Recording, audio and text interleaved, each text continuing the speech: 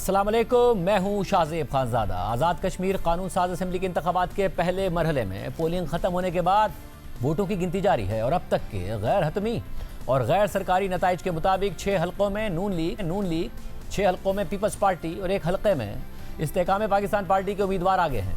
आज मीरपुर डिवीज़न के 3 अजला मीरपुर, कोटली और भिंबर के 13 हलकों में इंतखाबात हुए, जिनके लिए पीपल्स पार्टी, नून लीग, इस्तेकाम पाकिस्तान पार्टी और आज़ाद उम्मीदवारों समेत 296 उम्मीदवार मैदान में थे। तीनों अजला के 13 हलकों में रजिस्टर्ड वोटर्स की तादाद 14,01,439 है। मीरपुर डिवीज़न में इंतखाबात के पहले मरहले के बाद दूसरे मरहले में मुजफ्फराबाद में पोलिंग 2 अगस्त, जबकि पूंछ डिवीज़न में 10 अगस्त को होगी।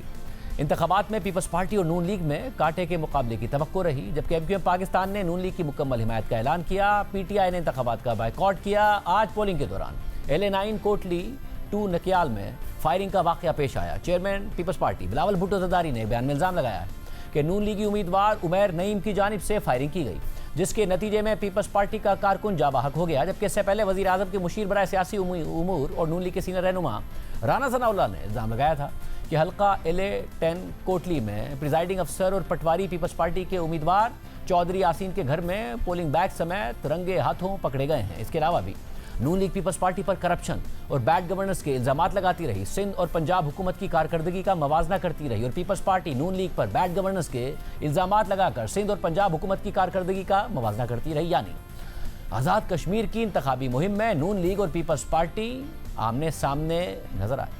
दोनों पार्टियों की आला क़यादत ने खुद आज़ाद कश्मीर जाकर इंतखाबी मुहिम चलाई और इस दौरान एक दूसरे पर भरपूर इल्ज़ाम तराशी देखने में आई।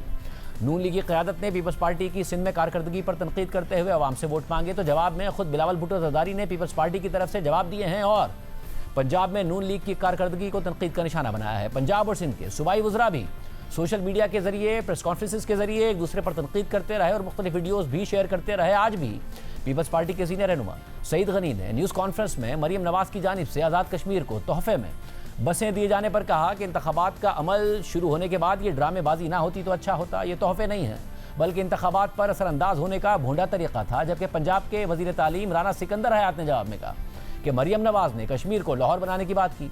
काश बिलावल भुट्टो जरदारी अपनी तकरीर में कह सकते कि वो कश्मीर को कश्मोर बनाएंगे। इसके अलावा सिंध के सीनियर वज़ीर शर्जील मेमन ने भी आज कहा है कि ज़बरदस्ती और धौंस से नून लीग को कश्मीर में इलेक्शन चोरी करने नहीं देंगे। नून लीग समझती है कि हर कोई बिकाऊ माल है, लालच देकर वो सबको खरीद सकते हैं। नून लीग के गुलू भट्टो ने पीपल्स पार्टी के एक वर्कर को शहीद करके अपनी फाशिस्ट रिवायत को बरकरार रखा। नून लीग अपनी शिकस्त को देखकर वो 6 हथकंडों पर उतर आई है। खैराती मैंडेट वाली और फॉर्म 47 की पैदावार नून लीग कश्मीर में माहौल ख़राब कर रही है। जबकि नून लीग के सीनियर रहनुमा राना सनाउल्लाह कह चुके हैं कि जो लोग तकरीरें करते फिर रहे हैं उनका नाम लें तो एक ही चीज़ जहन में आती है और वो है करप्शन। करप्शन के अलावा और कोई इनकी मीरास नहीं है।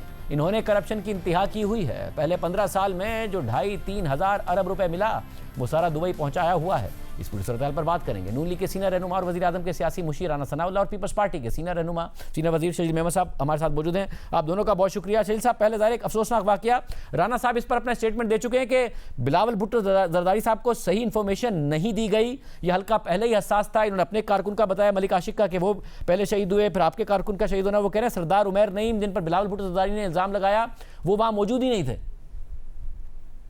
बिस्मिल्लाहिर्रहमानिर्रहीम। शुक्रिया शाहजेब साहब।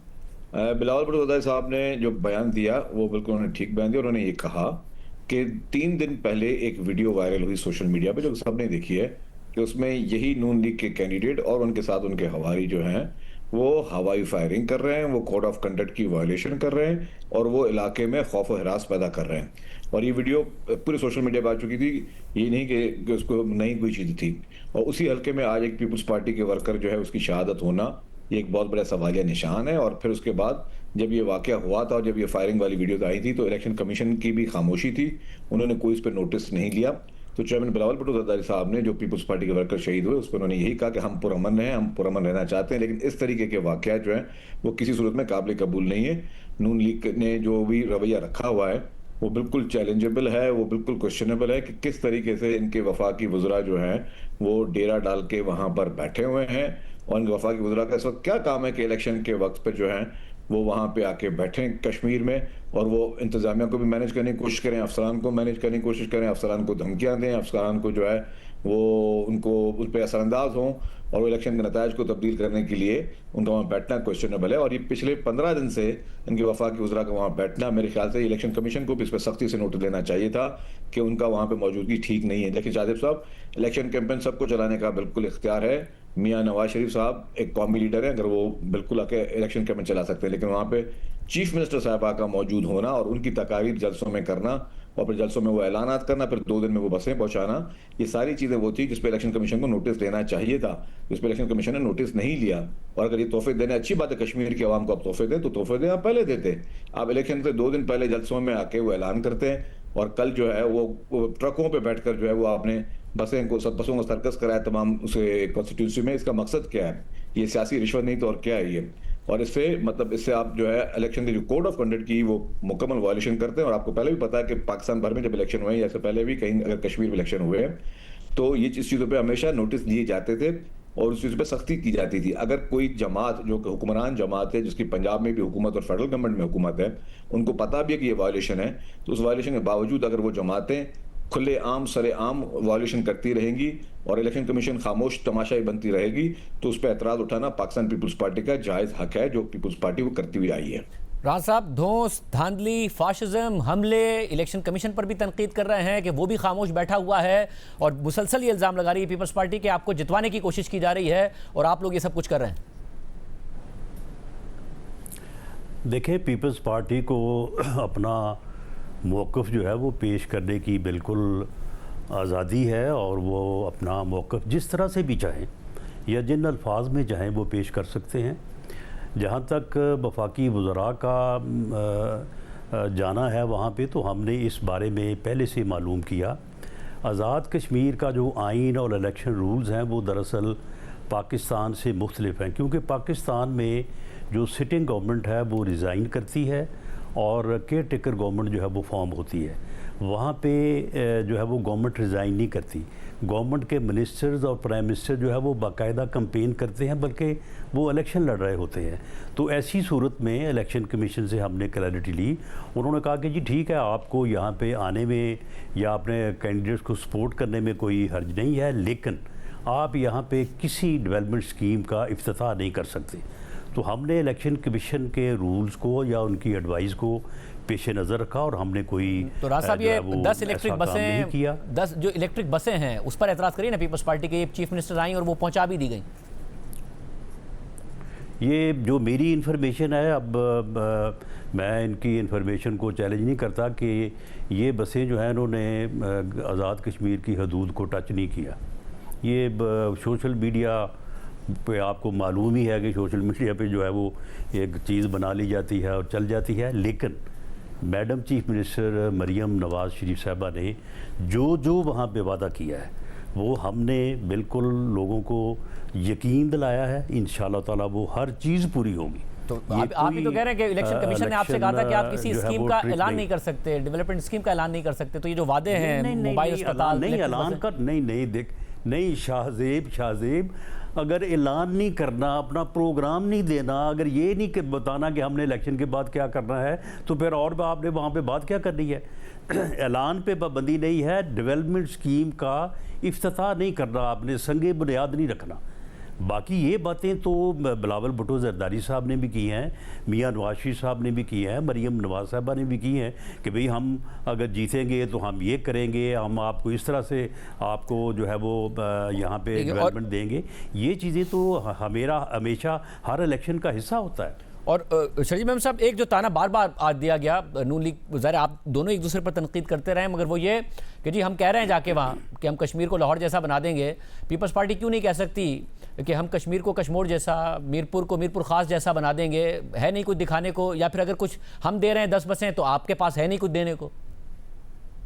शाहजेब साहब, 2 बातें। एक तो कश्मीर को कश्मोर एक अच्छा शहर है, कश्मीर को मीरपुर ख़ास जो है, मीरपुर ख़ास कोई बुरा शहर नहीं है, ये सारे अच्छे शहर हैं। ठीक है, उन इलाकों में पसमानदगी है हमारे पास, हमारे रूरल वो सारे जो हमारे शहर हैं वो सारे डिपेंड करते हैं, वो एग्रीकल्चर बेस्ड शहर हैं, वो सारे डिपेंड करते हैं पानी पे, और पानी जितना हमें मिलता है वो एक अलग बहस है। लेकिन जो अभी इन्होंने बसों की बात की राना साहब ने कि जी बसों ने कश्मीर की हदूद को टच नहीं किया। एक काम करते हैं, छोटी बात, मैं अपनी बात कर रहा हूँ, राना साहब अपनी बात कर रहे हैं, आप अपने रिपोर्टर हैं वहाँ पे, और मीरपुर के प्रेस क्लब के सदर हैं आबिद साहब, जियो के रिपोर्टर, उनको भी फोन करके पूछ लें कि कल क्या उन्होंने वो बसें वहां पे देखी नहीं देखी। मैं कल मैं गया था मीरपुर, मैंने खुद अपनी आंखों से देखा कि ट्रकों में वो बसें चल रही थी। मैं अपनी टीम से कह देता हूं कि जी कोशिश कीजिए कि उनको लाइन पे लीजिए, वरना जो भी हमारे वहां पर नुमाइंदे मौजूद आजाद कश्मीर में जो भी अवेलेबल हो फौरन लाइन पे लीजिए ताकि ये बात कंफर्म हो सके। जी जी और नेशनल चैनल पे आके राणा साहब कह रहे हैं कि उन्होंने टच नहीं किया। अगर उन्होंने टच नहीं किया होगा ना तो मैं आज ऐलान करता हूं आपके शो में मैं भी इस्तीफा देता हूं, मैं सियासत से छोड़ देता हूं। या तो राणा साहब ने इतनी बड़ी नेशनल चैनल पे ये बात की है, राणा साहब ये ऐलान कर देंगे अगर उन बसों ने कश्मीर को टच किया तो राणा साहब इस्तीफा दे दें। राणा साहब जी जी जी जी मुझे कबूल है। अगर उन बसों ने टच करने से मुराद ये है कि उसका जो इलेक्ट्रिक सर्विस है उसका इफ्तिताह हो गया है, वो आज चल रही थी, लोगों को पोलिंग स्टेशन पे ले जा रही थी, एक जगह से दूसरी जगह ले जा रही थी, अगर तो ऐसा हुआ है, मैंने तो पूरी तरह से इंश्योर किया राणा साहब ये तो कि ऐसा बिल्कुल नहीं हुआ। राणा साहब अब तो राणा साहब आप जो स्कीम का इफ्तिताह देखे ना, राणा साहब बात घुमा रहे हैं। सुन लेना एक प्रोजेक्ट होता है, उसका एक इफ्तिताह होता है। अगर ये हुआ है और आज वो रवा दवा थी लोगों को दिखाने के लिए भी देखो भाई ये बसें आ गई हैं और हमें वोट दो, तो फिर तो बिल्कुल शर्जील मेंबर साहब मेरे भाई हैं, जो इनका हुक्म है मैं करने को तैयार हूं। यानी कि बसें वहां चली गई मगर बसें चली नहीं, तो क्या वापस आ जाएंगी पंजाब में जब बसें वहां पहुंच गई? आप कह रहे रवा दवा नहीं थी। मेरी इंफॉर्मेशन ये है कि इस प्रोजेक्ट का इफ्तिताह जो है ये अब 27 के बाद ये शायद किसी वक्त जो है ये बाकायदा जो है वो एक यानी तरीके से जो इसका तरीका होता है उसके मुताबिक किया जाएगा। राणा साहब आपने कहा कि कश्मीर की हुदूद में वो दाखिल नहीं हुई, कश्मीर में वो टच नहीं हुई। मैंने अपने चले शर्जील साहब वो जिस ट्रक में लोड है ना उस ट्रक से नीचे नहीं उतरी, उन्होंने टच नहीं किया जमीन को। चलिए इसकी भी इंक्वायरी करवा लें। उनको कंधे में लेके उसको सर्कस करते रहे, लेकिन उसको शर्जील साहब किसी जगह नहीं घुमाया गया। राणा साहब हम एक सीरियस नोट पे गुफ्तगू कर रहे हैं, आप मेरे लिए काबिल एहतराम है। देखें, एक इलेक्शन कमीशन की कोड ऑफ कंडक्ट की वायलेशन हुई, जिसने वायलेशन की सर मैं हमारे नुमाइंदे आबिद हुसैन शाह साहब का जिक्र करते हुए हमारे साथ मौजूद हैं नुमाइंदे। जी एक बात बताऊं, नहीं राणा साहब मैं जरा मौक़िफ़ तो लेने देना, पता चल जाएगा कि नीचे उतरी नहीं उतरी। जी शाहजेब एक मिनट वहाँ पे करोड़ों रुपए की सड़कें जो है वो पीपल्स पार्टी के उम्मीदवारों को दी गई और उनके ऊपर काम शुरू हुआ इलेक्शन के दौरान, और हज़ारों नौकरियां उनमें बांटी गई और उन पे ऊपर काम शुरू हुआ। ये भी पता करवाने साथ आप वहाँ पीपल्स पार्टी हुकूमत है आजाद कश्मीर में, सर वहाँ का प्राइम मिनिस्टर स्कीमें नहीं देगा और नौकरियां नहीं देगा तो और क्या नहीं, हुकूमत लेकिन वहाँ पे आके सिंध हुकूमत ने, देखिए राणा साहब वहाँ पे सिंध हुकूमत आके कोई ऐलान करे और कोई चीज दे उसमें उसका डिफरेंस है, लेकिन अगर वहाँ पे पीपल्स पार्टी की हुकूमत है, मेरे भाई 10 अरब रुपया वो अगर करोड़ों रुपए की सड़कें बना रही है जो है, सुन लें शर्जील साहब, 10 अरब रुपया दिया प्राइम मिनिस्टर ने ट्रांसफार्मर रिप्लेस करने के लिए वहाँ पे आज़ाद कश्मीर में। आपकी हुकूमत ने वो रोक ली, अब ट्रक भर भर के जो है वो भेजे हर कंस्टिट्यूएंसी में। हमारे लोग जो है वो चीखें मारते रहे, हमने कहा कि भाई ये तो फिर मुझे मौका दीजिए, आप अपनी कैंपेन करें। मुझे मौका दीजिए। नुमाइंदा जियो न्यूज़ आबिद हुसैन शाह साहब मीरपुर आज़ाद कश्मीर से हमारे साथ मौजूद हैं। आबिद, आई अंडरस्टैंड कि आप इलेक्शन कवर कर रहे हैं, इसलिए पहले मैं जानना चाहूँगा सवाल फ्रेज करने से पहले कि आप प्रोग्राम देख रहे थे या इस वक्त आप मसरूफ थे, तो मैं फिर सवाल उसी तरीके से फ्रेज करूँ। नहीं, प्रोग्राम नहीं देखा साहब। तो फिर मैं आपको बताता हूँ कि बात क्या है। मुद्दा ये है कि जो 10 बसें हैं मरियम नवाज साहिबा ने ऐलान किया, क्या वो आज़ाद कश्मीर में दाखिल हो गई थी, बाकायदा तौर पर मौजूद थी इलेक्शन से पहले या नहीं थी? ये मौजूद थी, वो आ गई थी बसेज, और जो ही बसेज आई हैं तो चीफ इलेक्शन कमिश्नर के हुक्म पे वो बसेज को जब्त कर लिया गया था और वो इलेक्शन के 2 दिन बाद या 4 दिन बाद वो वापस की जाएंगी और वो जब्त हो गई थी। बाकायदा गश्त कराई गई उन बसों की? नहीं, बस वो शहर में पहुंची हैं तो फिर उसके बाद जब इलेक्शन कमीशन को पता चला तो वो फिर उनको जब्त कर लिया गया। और आज़ाद कश्मीर की हुदूद में पहुंच गई थी वो? जी पहुंच गई थी, मुजफ्फराबाद भी पहुंच गई थी और मीरपुर में भी। जी राणा साहब, हुदूद में पहुंच गई थी। जी आप मुझको बरी कर दें जी। वो जब्त हो गई है, वो वापस जाएंगी और इस प्रोजेक्ट का इफ्तिताह जो है वो वहाँ पे 2 तारीख मेरा के एक और बाद और सवाल है यहाँ राणा पे साहब, 27 के बाद मेरा एक और सवाल है, इंशाल्लाह मेरा ताला एक और जरूर सवाल। होगा। राणा साहब, मेरा एक और सवाल है। मैं दादा आप पे थोड़ा वो करता हूँ, लेकिन मुझे बताएं कि आज़ाद कश्मीर की हदूद में आ गई, इलेक्शन कमीशन ने जब्त की, एज पर जो रिपोर्टर बता रहे हैं, ठीक है जब्त हो गई, इसका मतलब वायलेशन हुई। वायलेशन किसने की? पाकिस्तान मुस्लिम लीग नवाज ने की, तभी उन्होंने जब्त की। जो जब्त की, तो जिन्होंने वायलेशन, कोड ऑफ कंडक्ट की वायलेशन की, जो कि चीफ मिनिस्टर साहिबा थी, तो उस पर क्या एक्शन लिया चीफ इलेक्शन कमिश्नर ने? माजी में नोटिस होते हैं, उन देखिए- पे हाजिरियां होती हैं, उनके खिलाफ कार्रवाई होती है, क्यों नहीं कार्रवाई की गई कि अगर आपने ओपन कोड ऑफ कंडक्ट की वायलेशन की? देखिए, राजा। मैं शजीर साहब बिल्कुल इस बात को ओपनली एडमिट करता हूँ कि अगर चीफ इलेक्शन कमिश्नर साहब इन वायलेशंस का नोटिस लेना चाहते हैं, वो सड़कों का नोटिस भी लें, नौकरियों का नोटिस भी लें, ट्रांसफार्मर्स का नोटिस भी लें और इन बसेस का नोटिस लें। अगर वो चीफ मिनिस्टर से जवाब तलबी करेंगी तो वो बिल्कुल अपना जवाब जो है वो सबमिट करेंगे। ओके, शजीब मेम साहब नाउ, क्योंकि पीपल्स पार्टी धांधली और सबका इल्जाम लगा रही थी, इस वक्त जो सूरत हाल है, 6 सीट्स पर पीपल्स पार्टी, 6 पर नून लीग और 1 पर इस्तेकाम पाकिस्तान पार्टी, आज के जो कुछ हुआ उस पर पीपल्स पार्टी का इत्मीनान है कि हाँ जी आज ट्रांसपेरेंट हुआ है? मैं शाहजेब साहब, मैं समझता हूं कि ट्रांसपेरेंट नहीं हुआ। उसकी वजूहत हैं। वजूहत ये कि मैंने जिस तरह कहा कि इनके फेडरल मिनिस्टर साहबान वहां पे मौजूद हैं, और जिस तरह एक मैंने इलेक्शन कमीशन की कल एक प्रेस रिलीज सुन रहा था जिसमें कहा था कि जी कोई सरकारी वसाइल इस्तेमाल नहीं हो सकते, कोई सरकारी वजीर अगर आए तो उन्होंने कहा कि आ सकता है लेकिन कोई वसाइल यूज़ नहीं कर सकता। मैंने खुद देखा है इनके वफाकी वज़रा जो हैं सरकारी जो हैं वो उन प्लेसेस में वो ठहरे हुए हैं, वहाँ पे सरकारी अफसरान भी मौजूद हैं, सरकारी वसाइल भी इस्तेमाल हो रहे हैं, और उनकी मौजूदगी एक सवालिया निशान इसलिए है, ठीक है। आप मगर जो पोलिंग का अमल है, मैं उस पर भी आपसे सवाल करना चाह रहा हूँ कि इस पर आपका एतराज़ है कि या ये आपको ये कह रहे हैं कि ट्रांसपेरेंट हुआ है आज, क्योंकि 6 में आप लीड कर रहे हैं, 6 में पीपल्स पार्टी, उस पर भी आपका एतराज़ है कि नहीं यहाँ भी रिगिंग हुई है? और जो फॉर्म 47 का आप आज इल्ज़ाम लगा रहे थे वफाकी हुकूमत पर, वो आप आज़ाद कश्मीर के इलेक्शन में भी लगा रहे हैं। शाहजेब साहब, जितना रिजल्ट लेट आएगा उतने सवालात ज़रूर उठेंगे, और उसकी वजह यह है कि माजी में भी हमेशा ये होता रहा है कि जी रिजल्ट्स जो हैं वो पहले कुछ हो रहे होते हैं और उसके बाद फिर रिजल्ट चेंज होते हैं, और रिजल्ट हमें जब भी स्लो होता है, डिले होता है, तब वो पता चलता है कि रिजल्ट्स मैनिपुलेट किए गए हैं। और बेहतर यही है कि जो भी रिजल्ट्स आ रहे हैं उनको अनाउंस किया जाए और उनको रोका ना जाए, और जितना जल्दी रिजल्ट्स आए उतना बेहतर है। अभी तक मैंने कहा कि एक हमारी एक वर्कर की शहादत हुई है, अभी तक मेरे पास कोई इस तरह का एविडेंस नहीं है कहीं पे कोई ठप्पे लगाए गए, तो मैं कोई भी इस तरह स्वीपिंग स्टेटमेंट नहीं दूंगा। लेकिन अगर रिजल्ट बाद में मैनिपुलेट हुए, और जिस तरह माजी में 2024 में इलेक्शन को रिजल्ट होकर फिर फॉर्म 47 वाला सिलसिला हुआ और 2 हुकूमतें वजूद में आई, तो हम उम्मीद करते हैं कि इस तरह की कोई चीज़ ना हो। हम चाहते हैं कि फ्री एंड फेयर इलेक्शन हो, जिसको कश्मीरी आवाम जो है जिनको वोट देना चाहे, वो जिसको अपने वो समझते हैं कि उनके लिए बेहतर है, उस पर वो खुद वो आज़ाद। 2024 वाली आप बात कर रहे हैं, फॉर्म 47 वाली, और आज भी आपने कहा कि खैराती मैंडेट वाली हुकूमत, और आपने कहा वैसा ना हो जैसा 2024 में हुआ। तो ये जब हुकूमत बनी तो आपकी सपोर्ट से बनी, तो इस मुल्क के साथ ये जुल्म हुआ, अगर फॉर्म 47 की हुकूमत बनी, मैंडेट के बगैर बनी, तो आप गुनाह में शरीक हैं? शाहिद साहब, बिल्कुल अच्छा सवाल किया। पाकिस्तान पीपल्स पार्टी 2024 की इलेक्शन हुई, 2000 उसमें पहले सीसी की मीटिंग हुई, सीसी की मीटिंग में मैं उस मीटिंग में मौजूद था, और उसमें पहला फैसला ये किया गया कि पीटीआई को ऑफर दी जाए कि वो हुकूमत बनाए।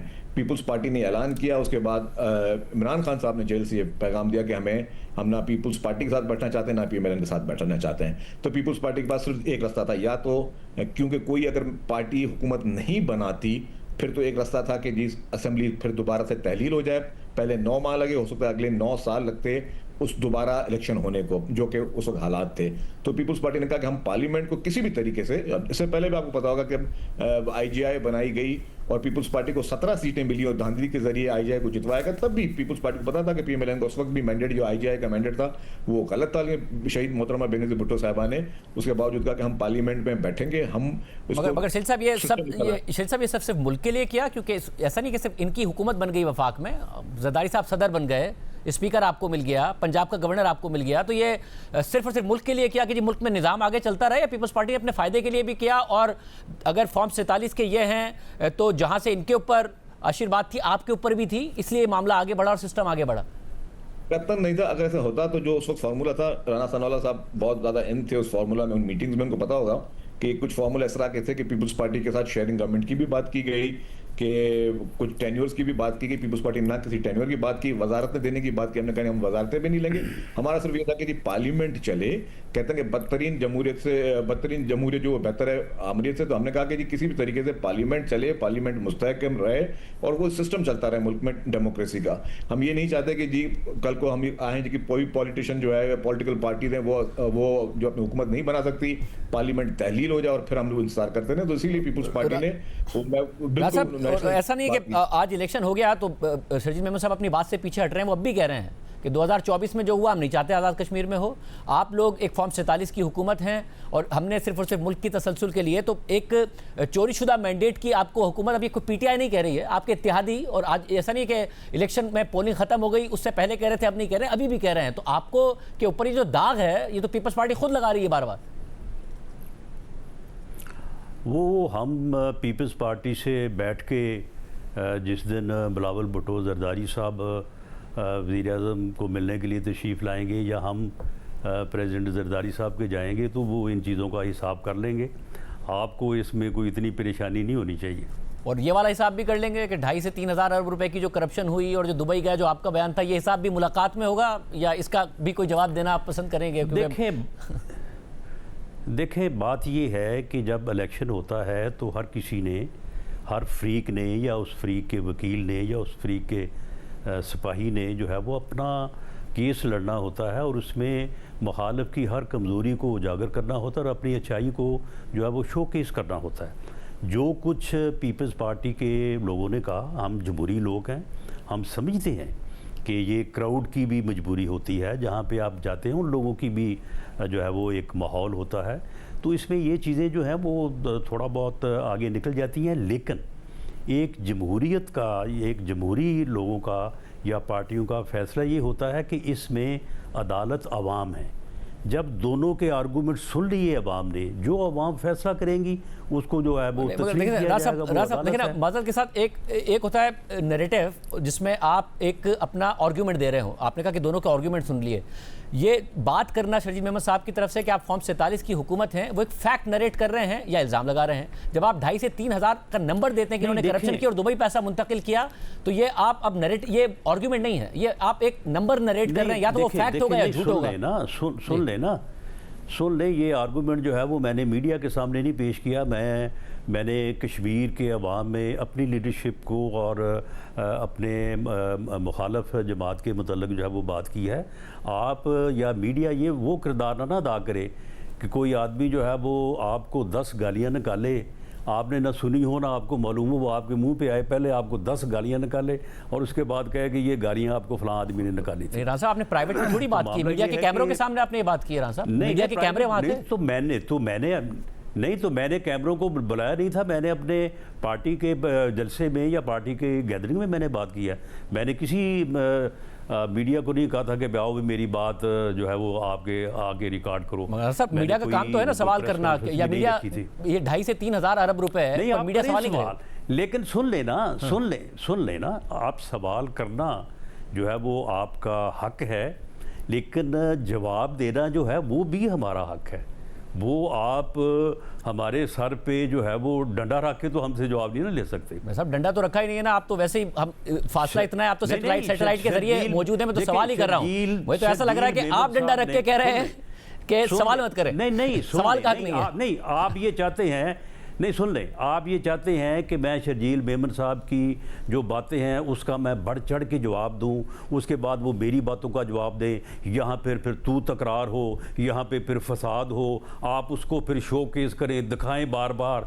और वो यानी आप मैं ऐसा कुछ नहीं चाहता, बट राना साहब अगर शरजील मेमन साहब को ऐसा गिरेबां करवाता, ऐसा कुछ नहीं चाहता मैं, मगर तो गिरेबां करवाता रहा है। राना साहब आप, उसके बाद आप दोनों इत्तेहादी हैं। राना साहब मेरा काम है सवाल करना। उठते हैं वो कहते वो छोड़ दो, बाद में वही सीन जो है वो चलाते हैं। राना साहब आप चाहते हैं ना ऐसा सीन ना चले? आपको मैं तो सवाल कर रहा हूं ना, मैं तो बिल्कुल नहीं चाहता ऐसा। तो आप दोनों तो इत्तेहादी हैं ना, आप दोनों एक दूसरे को मोबाइल पे मैसेज करें कि हम सिर्फ प्यार मोहब्बत की बात करेंगे, मैं सवाल करता रहूंगा। शर्जील मेमन साहब आप पर प्यार बरसाएं, आप उन पर प्यार बरसाएं, किसने रोका है? मैं सवाल कर रहा हूं आपसे। नहीं तो आपको क्या मालूम, नहीं आपको क्या मालूम कि हमारे दरमियान क्या बात होती है और क्या बात नहीं होती? तो शर्जील मेमन साहब तो बयान कर रहे हैं जो उन्होंने करना है, आपको सवाल से प्रॉब्लम हो रही है।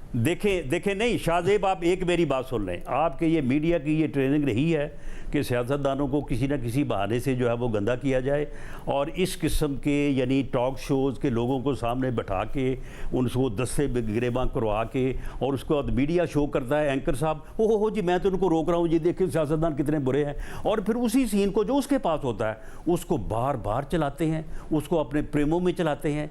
ये सारी चीजें जो हैं ये राना साहब, ये आपकी चॉइस है ना। राना साहब देखिए किसी के मुंह में कोई अल्फाज नहीं डाल रहा, पहली बात। दूसरी बात, इस प्रोग्राम के प्लेटफॉर्म से अगर सवाल ना हो रहे होते और मीडिया पाकिस्तान में सवाल ना उठा रहा होता तो शायद आज नवाज शरीफ साहब, मरियम नवाज साहिबा, आप और आपके दीगर रहनुमा जेल में ही होते।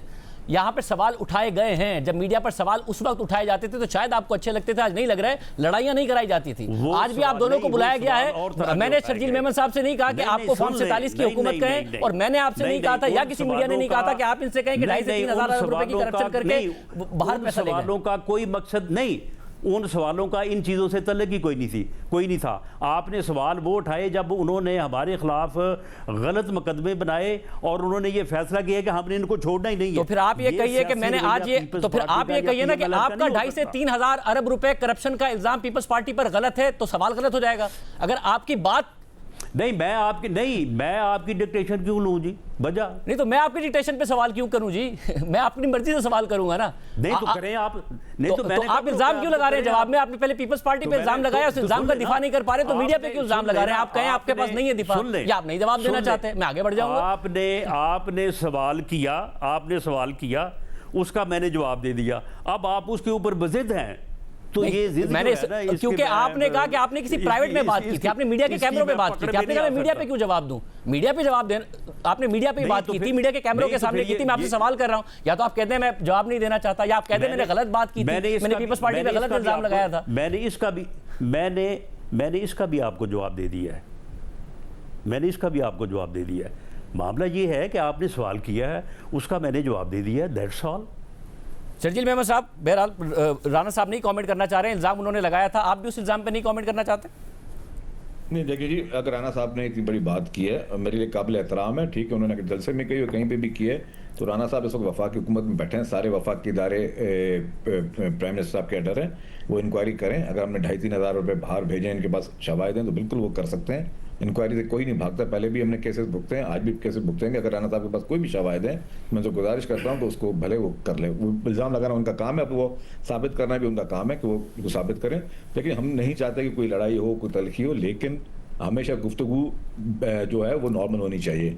आप देखेंगे इस पूरे इलेक्शन में जो ख्वाजा साद रफ़ीक साहब का जो बयान था, जिसकी वजह से उन्होंने हमारे शहीद लीडरान पे जो है जिस तरह के कमेंट्स किए, ये सारी चीज़ें जो वो बिलो द बेल्ट थी। फिर इसी पूरी इलेक्शन के मौके पे ख्वाजा आसिफ साहब ने जिस तरीके से उन कश्मीरी लोगों के लिए, उस इलाके के लोगों को जिस तरह उन्होंने एड्रेस किया, वो हमारे रिजर्वेशन से कि जी आप अगर ये फेडरल गवर्नमेंट की या PMLN की ये पॉलिसी है तो उसको ओन करे, अगर पॉलिसी नहीं है तो जवाब तलबी करे या एक्शन ले ख्वाजा आसिफ साहब के खिलाफ कि आपने इस तरीके से किस तरह एक तरफ कश्मीरियों से आप वोट मांगते हैं और उनकी तस्लील करते हैं। तो ये PMLN की हमेशा इस तरह की अनफॉर्चुनेटली ये रही है कि जी वो इस तरह की स्वीपिंग स्टेटमेंट देते हैं, या तो फिर उसकी बात करें। मैं अभी कह रहा हूँ, राना साहब अगर समझते हैं कि जी उन्होंने जो इल्ज़ाम लगाया तो वो इंक्वायरी करें ना, मतलब अगर वो तो फिर अगर ये सरकारी चीज़ इतनी बड़ी हुई है तो फेडरल गवर्नमेंट का काम उस पर इंक्वायरी इन्वेस्टिगेशन करे।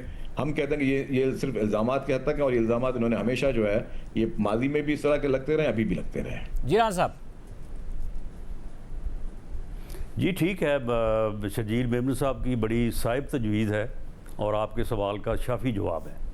बहुत शुक्रिया। नाज़रीन, गुफ्तगू आपने सुनी। प्रोग्राम में एक ब्रेक शामिल करते हैं और आप खबर की तफसीलात अब आपके सामने रखें।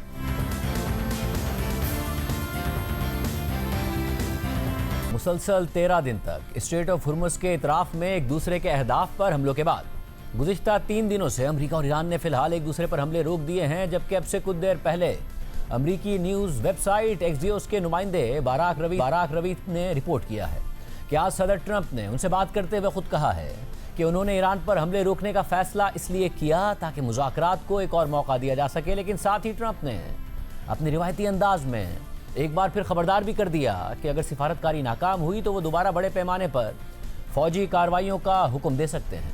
एक्सियोस की रिपोर्ट के मुताबिक इस वक्त मुज़ाकरात का मरकज एक ऐसे नए मुआहदे पर है जिसके तहत स्ट्रेट ऑफ हुर्मुज़ को दोबारा खोल दिया जाएगा और जामे जौहरी मुआहदे पर बातचीत का दोबारा आगाज कर दिया जाएगा।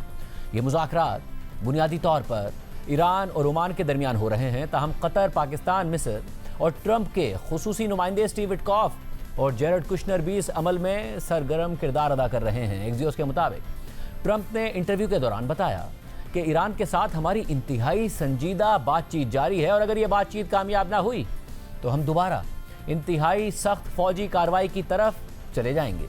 इस दौरान जब ट्रंप से पूछा गया कि वो सिफारतकारी को कितना वक्त देने के लिए तैयार हैं तो ट्रंप ने कहा कि ज़्यादा वक्त नहीं, या तो ये सिफारतकारी बहुत जल्द कामयाब हो जाएगी या फिर बिल्कुल कामयाब नहीं होगी। ट्रंप ने मजीद कहा कि उन्होंने जुमे को हमले इसलिए रोकने का फैसला किया क्योंकि सालिसी करने वाले मुमालिक ने उनसे मुज़ाकरात को एक और मौका देने की दरख्वास्त की थी। ट्रंप के मुताबिक ईरान से बात करने वाले तमाम लोगों ने उनसे कहा है कि फायर ना करें। ट्रंप ने यह भी कहा कि उनके ख्याल में ईरान मुआहदा करना चाहता है। रिपोर्ट के मुताबिक ट्रंप ने सालिस मुमालिक की हमले रोकने की दरख्वास्त मानने की वजह बयान करते हुए कहा कि इससे अगर कुछ हासिल नहीं होता तो इससे कोई नुकसान भी नहीं होगा।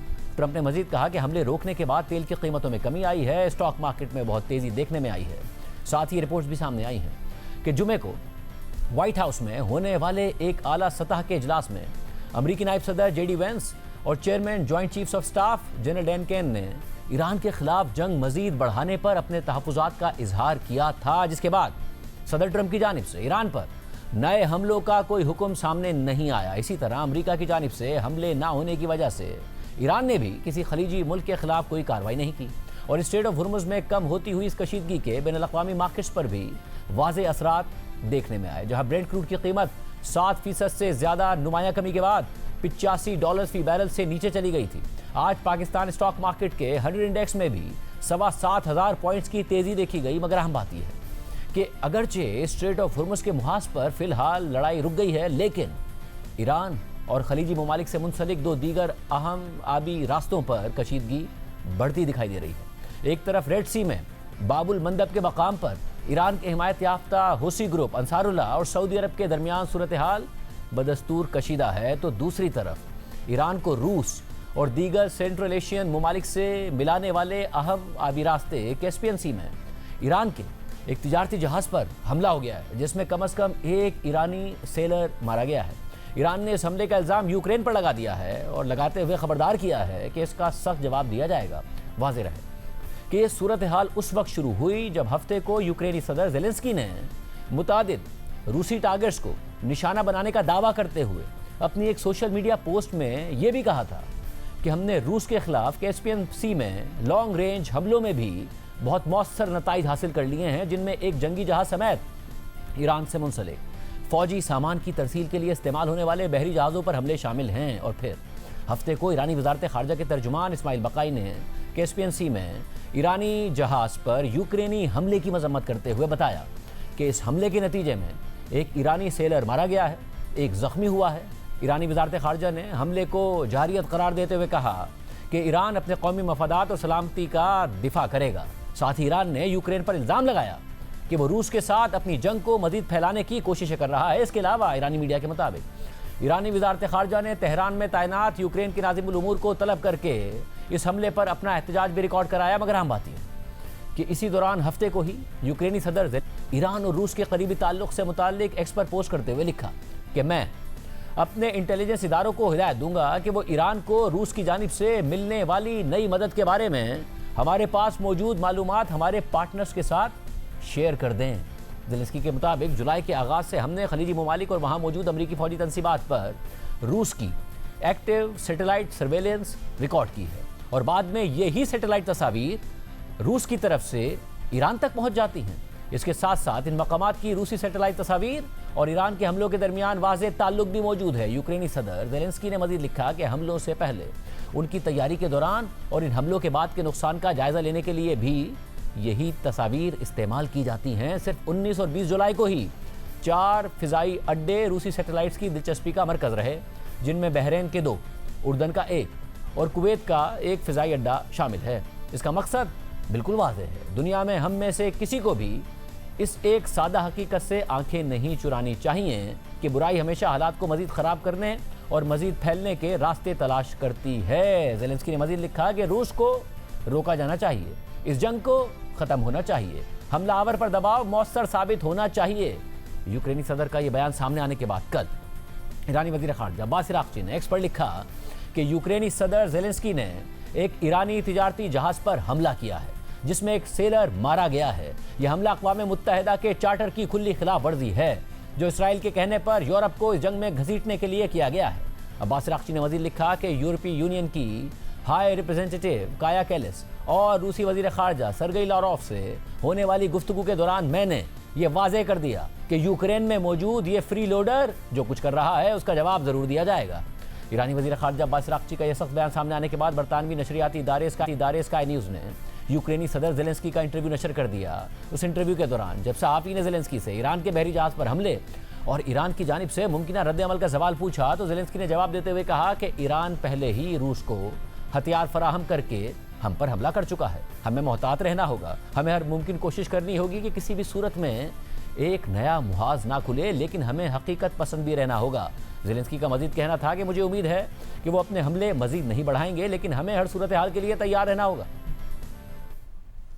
Are you worried about Iran potentially attacking you? They've threatened because of what happened with one of their vessels. If Iran, from the first year of the war, gave new technology to Russia, it was Shahed drones. Then they gave licenses. What did they do? Did they attack us? I think, yeah. So they already did it. The war was already underway, effectively. They are attacking you. We have to be cautious. We have to do everything not to open new front in any way, but we have to be honest. Iranians and North Koreans already attacked us. Yes, I hope that they will not increase these attacks, but we have to be ready for everything.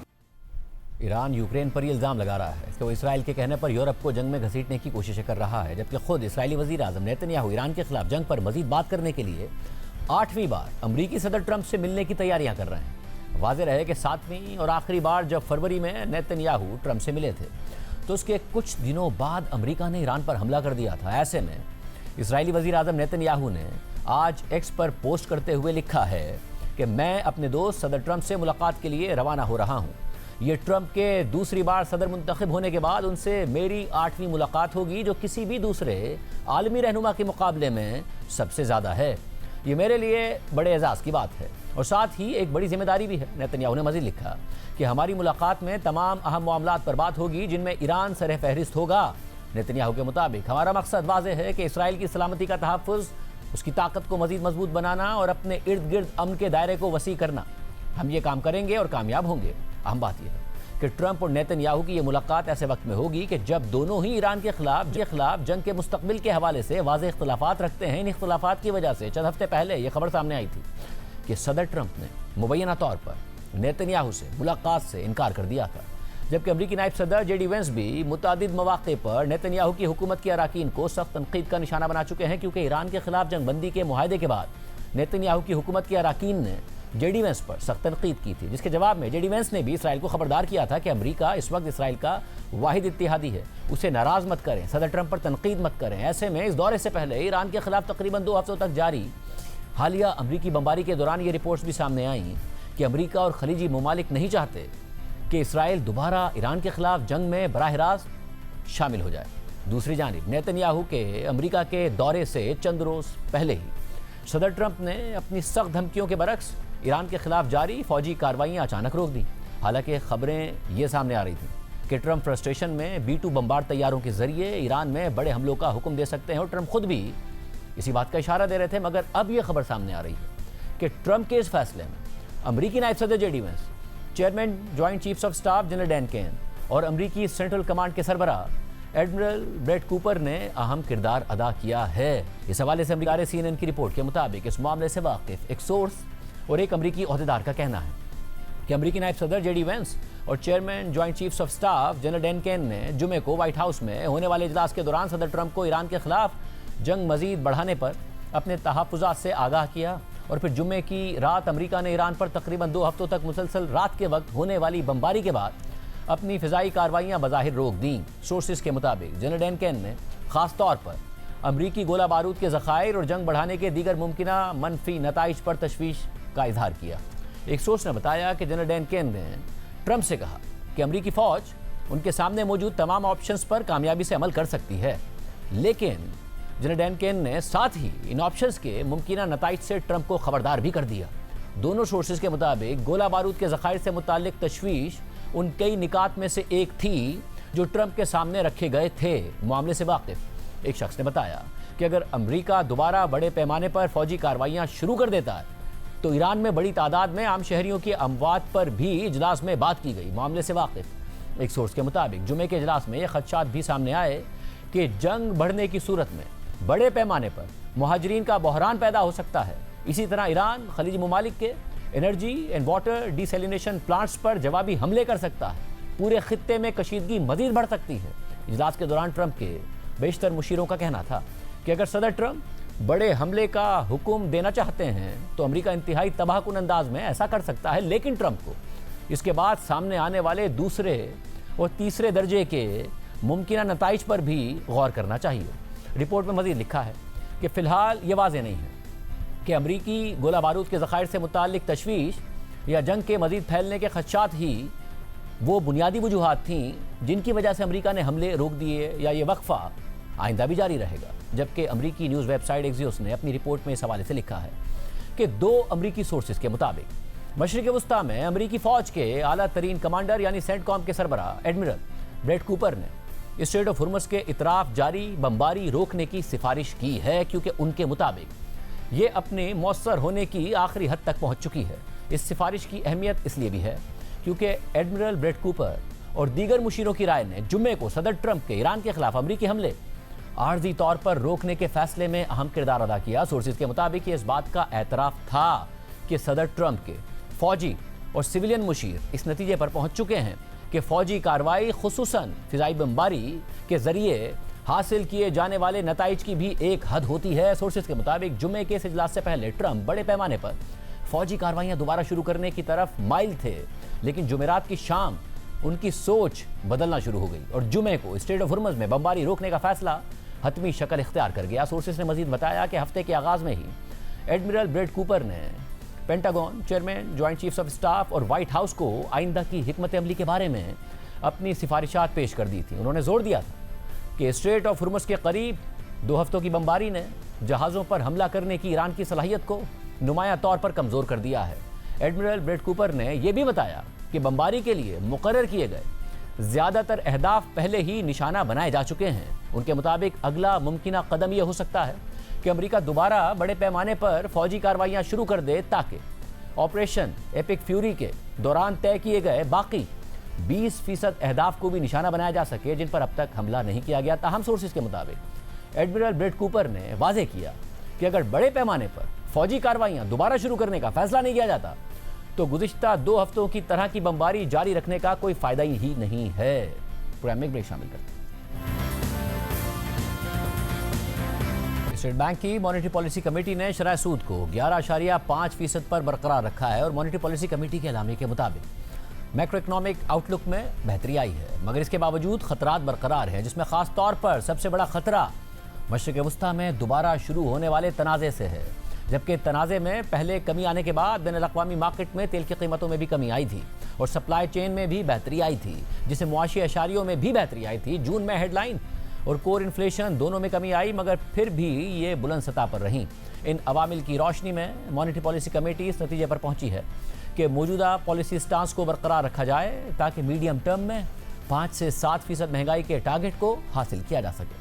Monetary policy committee के एलामिया के मुताबिक जून 2026 का 18 अरब dollars के ज़र मुबादला के ज़खायर का target हासिल कर लिया गया है और इसकी बुनियादी वजह स्टेट बैंक की तरफ से मार्केट से डॉलर्स की खरीदारी, फाइनेंशियल इन्फ्लोज और गुज़िश्ता माली साल में रहने वाला कम करंट अकाउंट खसारा है। दूसरा ये कि स्टैंडर्ड एंड पुअर ने पाकिस्तान की क्रेडिट रेटिंग को अपग्रेड करके बी कर दिया है। कंज्यूमर्स और बिजनेसेस की महंगाई की तवक्कात में कमी आई है, मगर कॉन्फिडेंस इंडिकेटर्स एक मिली जुली तस्वीर दिखाते हैं।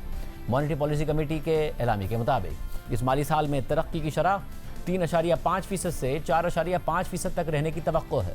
गुज़िश्ता माली साल में करंट अकाउंट खसारा 139 मिलियन डॉलर्स रहा, जबकि इस माली साल में भी करंट अकाउंट खसारा GDP का 0 से 1% रहने की तवक्को है। आज इजलास के बाद governor state bank Jameel Ahmed ने यह बात दोहराई कि इस साल दिसंबर तक मुल्क के ज़र मुबादला के ज़खायर 20.2 अरब डॉलर हो जाएंगे, जबकि गवर्नर स्टेट बैंक के मुताबिक इस माली साल में तरसीलात ज़र यानी रेमिटेंसेज मजीद इजाफे के साथ 44 अरब डॉलर्स पर पहुंच जाएंगी और इसी वजह से करंट अकाउंट खसारा मुनासिब सतह पर रहेगा। Governor state bank Jameel Ahmed ने मजीद कहा कि गुज़िश्ता बरस में एक्सपोर्ट्स में कमी आई, मगर इस माली साल में एक्सपोर्ट्स में बेहतरी की तवक्को है।